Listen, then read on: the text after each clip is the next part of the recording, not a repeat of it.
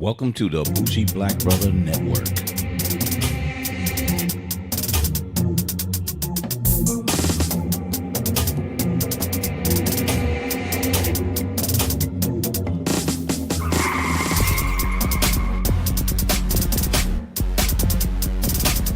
Welcome to Hardwood and End Zones. I'm Michael, your Bougie Black Brother, and we're here for our sports edition with my partner, Sean. What's going on, bro? Hey, yo. And we told you we wasn't going to fuck with the NFL, but there's news. Sports has news. And we're going to go a little back. We ain't going to hit the NFL just yet, but we want to talk about the Mayweather fight. Yeah, that's been a little while ago. Yeah, but we didn't hit it. We didn't talk about it. Yeah. Smart marketing. Good things that they did about it, and my man broke it 50 undefeated. Yeah, man. He actually. I was hoping Roy Jones was gonna pull it off, but I guess he was just too in the streets and not into the working out of the side. So, I really commend that man for doing the 50-0. Like, I don't think we've witnessed that in these generations yet. Not since I've been born. And he's not a knockout puncher. No, not at all. He's a true boxer. Yeah. And, in this age that we was looking at with boxing is knock that motherfucker out, knock him out, knock him out, knock him out. He's like, I don't have to. I just got to win.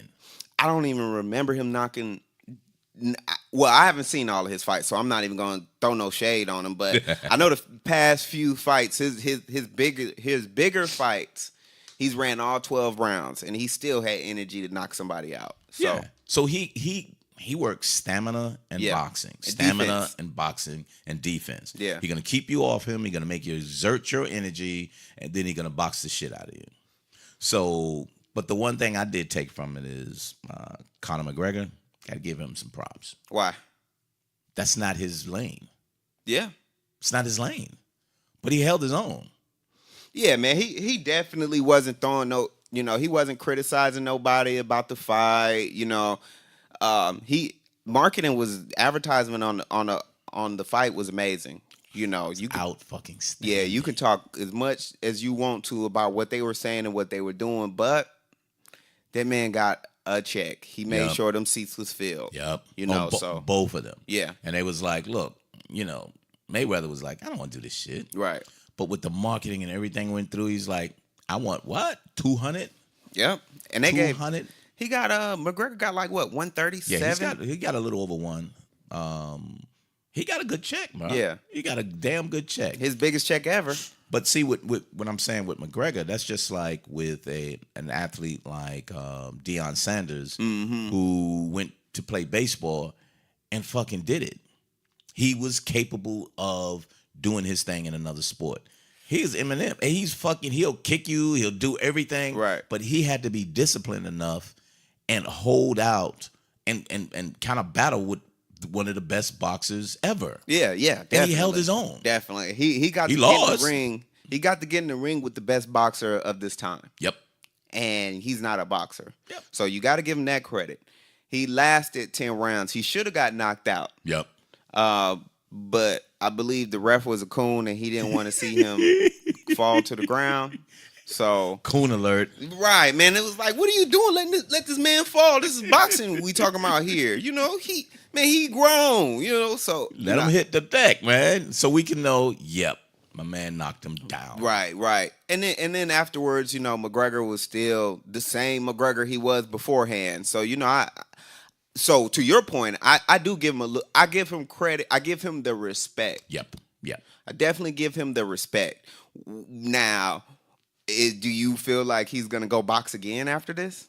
So who would he box? He wouldn't need to box He nobody. don't need to box because he went up with the best. Right. Now, if he said, you know what, I'm going to box and take out the top fighter, he probably can.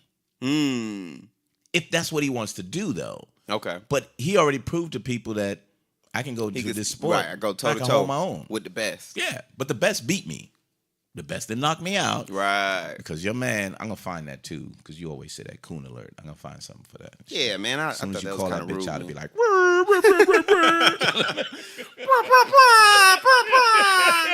Coon train, coon train coming through. But yeah, man. So I thought that was really fucking cool. That was good. I didn't pay for it though. Fuck that. Yeah, I'm. You know, I've got a lot of good feedback from the fight. I didn't watch the fight. You know, I didn't because I didn't pay for it. I didn't watch it because I didn't pay for it, and I think I passed out before the end of the night because I just knew he was gonna win. I should have put some money on it. Should have. Yeah, because I mean, who would have thought that McGregor was gonna win? Nobody. So I think, and that's what's so good about Vegas. You could have said, I'm betting that he'll last over 8 rounds. Right. And the odds would have probably been real good for you. Right. I would have bet on that. I would have never bet that he was going to fucking win. Right. No way in hell. Okay. So, because I just thought he would have resort to being fucking kicking and be like, fuck this shit. I'm gonna grab him and throw him out the ring. Try to body slam him and shit. Right. But no, he held his own, so you got to give him some credit and shit. So, but yeah, just wanted to hit that. On top of that, the U.S. Open. So, well, that weekend there was a Big 3 championship that went down. I got to give you props to that. Give So, Sean his Big 3. Yeah. So the Big 3 ended up they negotiated a new arena because what happened was McGregor the fight was supposed to be they ended up getting the fight was where they wanted it to be, but they had to pay Ice Cube for it because he had already had it. So he got paid for them to have that. Yep. And then just brought another venue. Yep. So he came out on top. On top. Smart guy. On top. The championship was pretty cool. You know, it was actually live for the first time the whole season. Oh. Yeah. So from that, remember you were saying they'll record it and then they show it like on Monday. On a Monday. Yeah. So I'm assuming based on it being such a big weekend and then it being a championship weekend, they were just like, hey, you know, we'll go ahead and push it out live and see how that goes. So it was good, man. Actually, it was some pretty decent feedback, man. I know there's a lot of players that's playing that's actually amping up and was so excited about this season that they're literally back in the gym waiting for next season. So I'm not sure which play it was, but they said the NBA was looking at one or two of the players to say, look, you can still play. Well, it was actually 2 separate ones. Originally, there was a story about Rashard McCants. He was on the championship team trilogy, and it was rumored that Tyrone Lue and some of the Cavaliers scouts or coaches were at the championship game watching them play. Right. So they can try to see if they wanted to pick him up or not. I didn't hear anything else after that. Okay. But just this past week, Josh Childress, this light-skinned dude with the big fro, he was playing for the Ball Hogs. He got picked up by the Denver Nuggets. Really? Yeah. So they basically gave him a non-guaranteed deal. So come in and prove yourself. Yeah, come in and prove yourself. And the reason why I think they gave him the non-guaranteed deal was because of the particular team that he was picked up on. They have like 5 or 6 different wings. So, you know, and then the dude, Josh Childress, is kind of like a Sean Livingston type of guy. Gotcha. So, you know, the other guys, they're a little shorter. They're a little younger. You know, he's 35. Josh Childress got 35, got the experience, was in the Big 3 this summer. So, you know, he was working hard, man. Clearly, he was working hard. If he, you know, got any type of deal with an NBA team. So it's to me, and you know, we fuck with Sean with it, but in all honesty, I still think this was something that I thought would happen. You have some guys who haven't been out that long, right? But they're seeing them play and be like, "Yo, he still got it. We can use him. He has enough skill set." He won't be a starter, but we can use this guy. Right. This is a good look. So we don't have to go in Mexico and see them fucking play or overseas. They're on TV. I can go there and I can check them out and hey, may have a good opportunity. Yep. It's like an older version of the D League, you know, but right.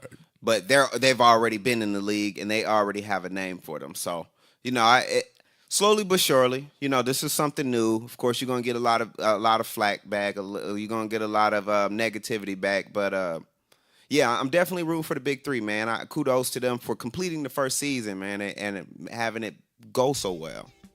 Yeah, so I'm glad for them. And again, Ice Cube, brilliant guy. Now, did you hear about Stephon Marbury? Stephon Marbury wants to come back to the league, and he's 40. So he'll be 41 if someone chooses to pick him up. This is the reason why he said he wants to come back. He says he literally played 20 years already. So I think he's had like 13 years with I don't know. He had more years in Beijing than he had in the NBA. Really? Yeah. But he got 3 championships in Beijing, and he has a statue out there. Oh, yeah. They love him out there. Yeah, so he's like, well, based on the work ethic. So Stephon Marbury was like, every day we would have 2 or 3 practices a day, and, it changed my work ethic while I was out there. Now that I'm back, I feel like I still got it. You know what I'm saying? He's like, I feel like I still got it. I'm willing to prove. Right, I'm willing to prove it, and I'm willing to do one more year in the league.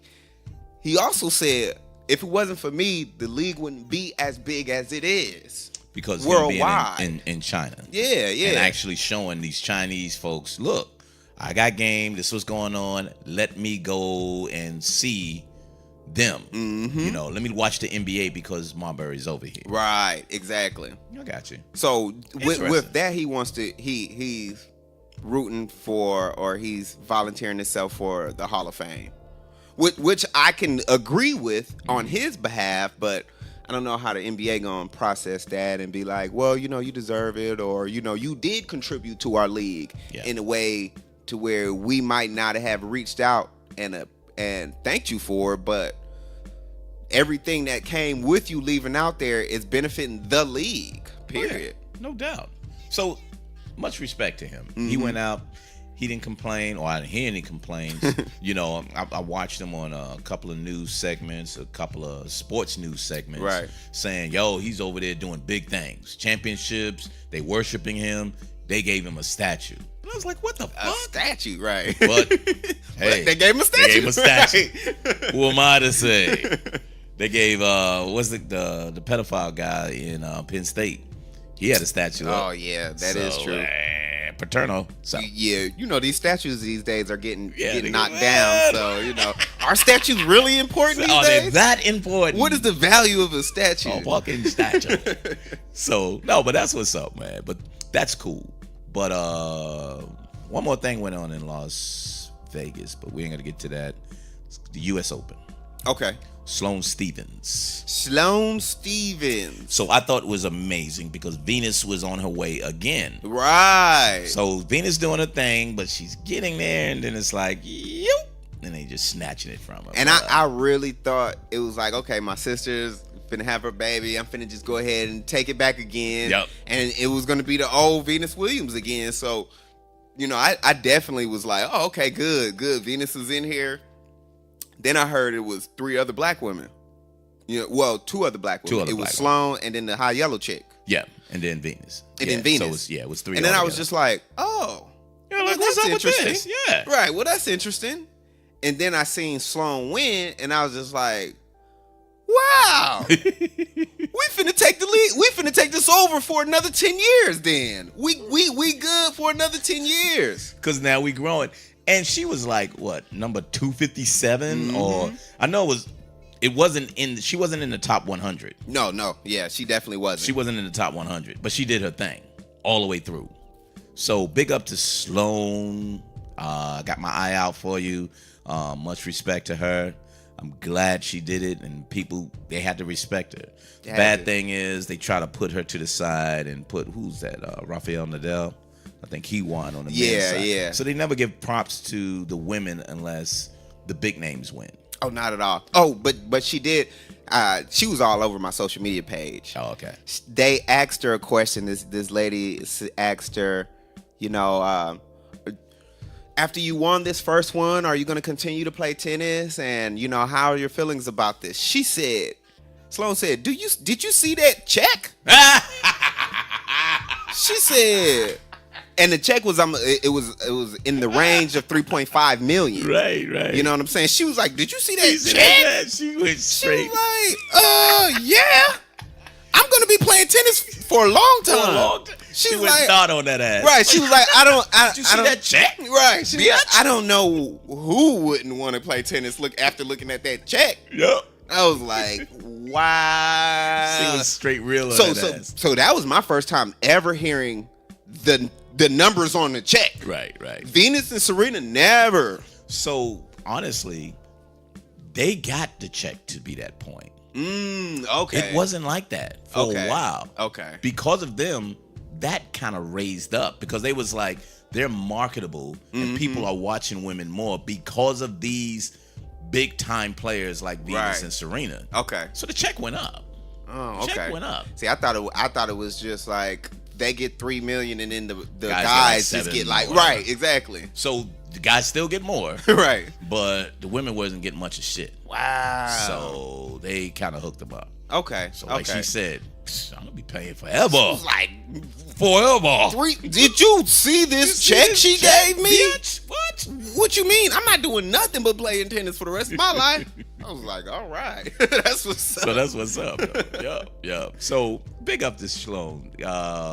Good. I want to go see her. I mean, I want to watch her. Yeah. So now I want to see how her game is. Yeah, exactly. You know, because I kind of wasn't looking. I was waiting for Venus. Right. And then I was like, oh, Venus got beat, but I forgot she was playing Sloan. Against the sister. Yeah. So I forgot that. If I would have saw that, I would have watched that one and then watched the championship. But oh yeah, I'm on her head now. She's got a magnifying glass over her now. yeah. So that's good. It reminds me of what's that? Issa Rae.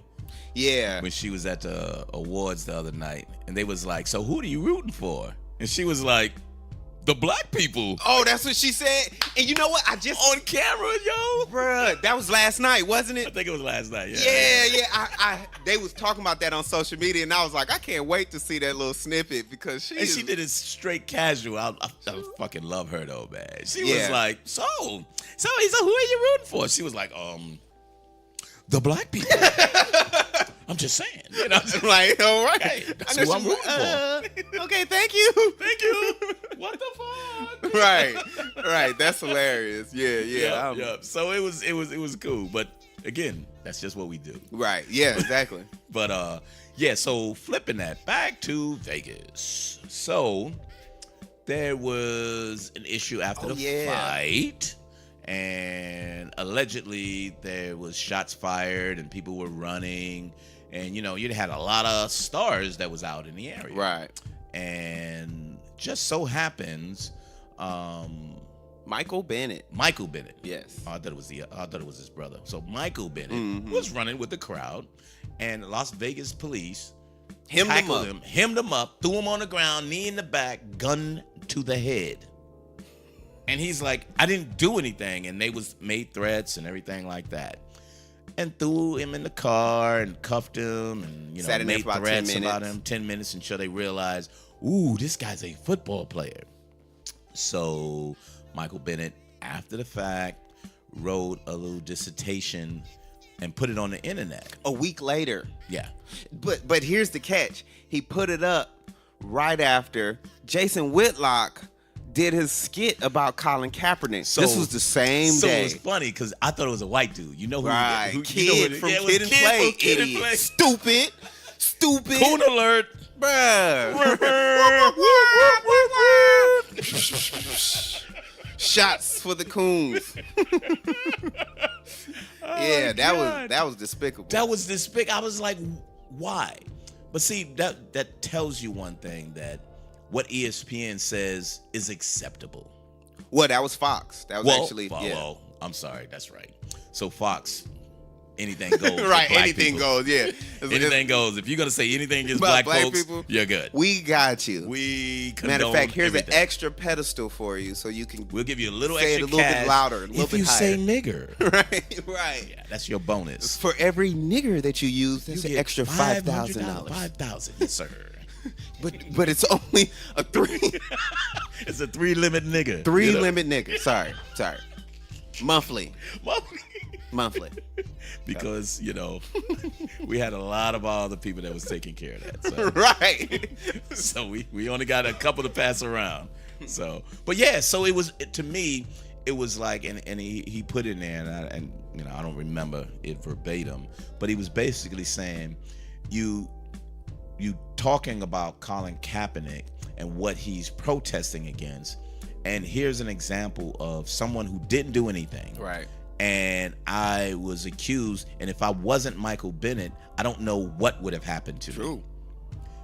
And it was just that simple. It was just that simple to just say it like that. And I'm like, that is so true.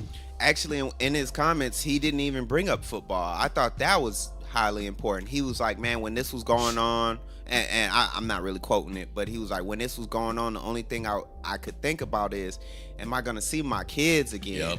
Am I going to see my wife again? Am I going to get to leave this situation? It wasn't like, am I going to get to play ball again? Or, me being a football player. It was, he didn't use the leverage of being in the league to make it sound like he wasn't using the NFL for an excuse, basically. Absolutely. He didn't point the finger that said the NFL is doing something wrong. Right. He just said, this there's was some my wrong experience shit going on in this country. Right. And I'm going to speak about what happened to me. Right. Which was great. But again, you kind of think about this stuff and be like, what the hell? So what's his name? Who's the guy that's on with on First Take? Connor, what is it? With Stephen A? Yeah, with Stephen A. Oh man, I was remember there was a little video that he actually was going with history and saying how the league are like white supremacists because what they're doing to Colin Kaepernick and with Jim Crow, and he went through. I seen that today. I was like, oh my God, dude. Too. Fucking throw down. Yeah. But see, and guess what? Stephen A ain't say shit the whole time. No. He had the straight quiet lip. Shall we say it together? Coon alert. Yeah, my man Max Collerman. Yeah. So he's always been a real honest and open person, man. He got kicked off of Around the Horn. He was the original host on Around the Horn. And he's just always been an honest person. He's got kicked off of a few shows, but because he's straight up on that. Right, but he's so solid that he comes back. So everybody, the funny part about it is everybody's praising Max. But I don't watch the show. Me neither. Me neither. And it's because of Stephen A. Right.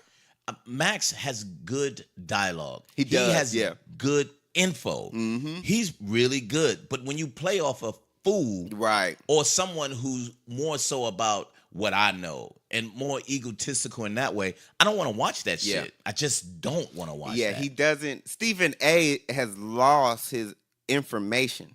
Like, I think he just kind of goes with, I've been doing this for so long, I don't need to do research. It's just what I know. Respect me. Yeah, this is what I know. I've been on ESPN. I do NBA. I'm an expert. You know what I'm saying?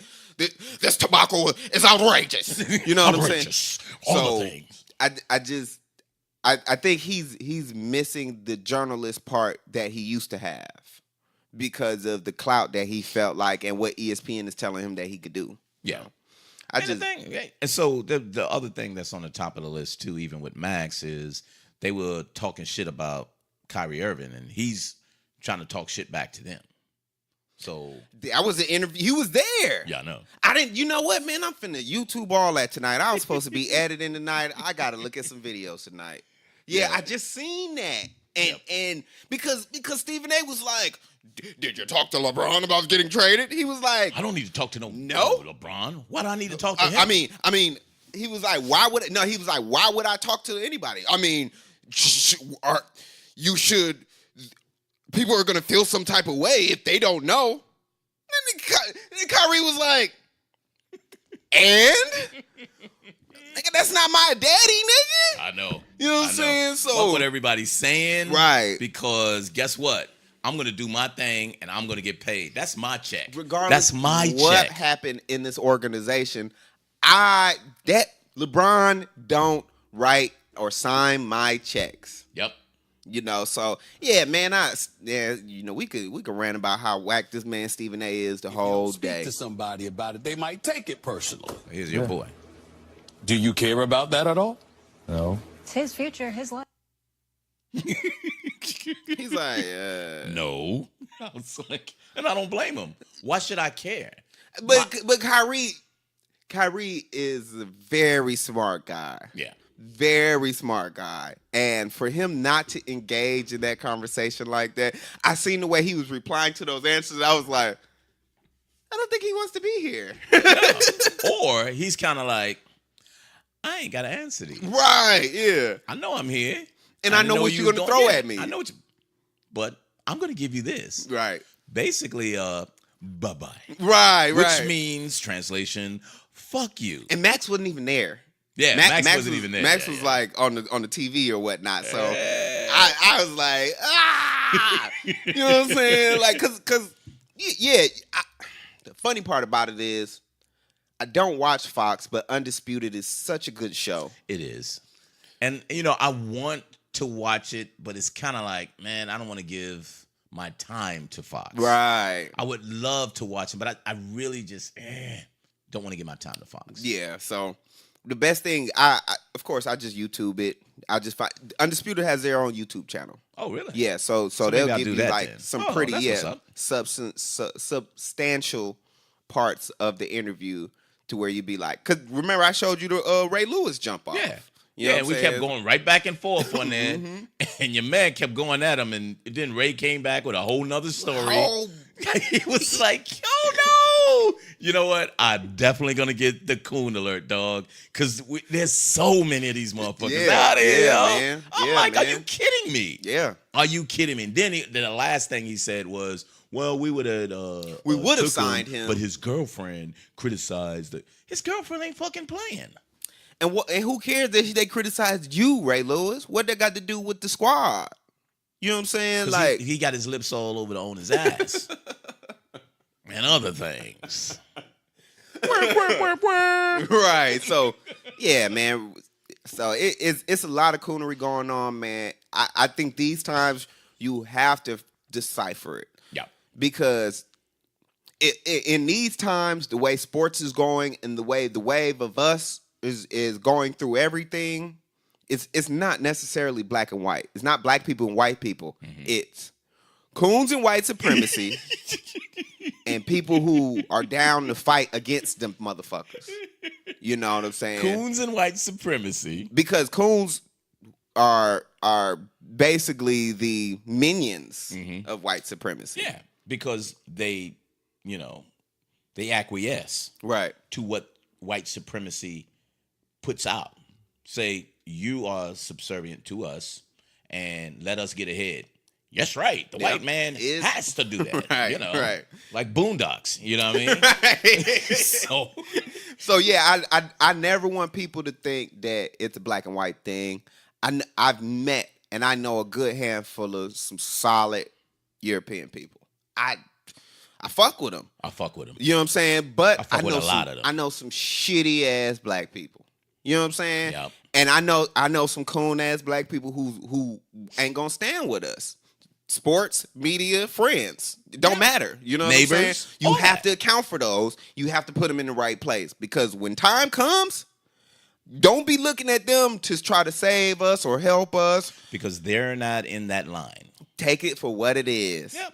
So, yeah, man. You need to know that. So, speaking of white supremacy,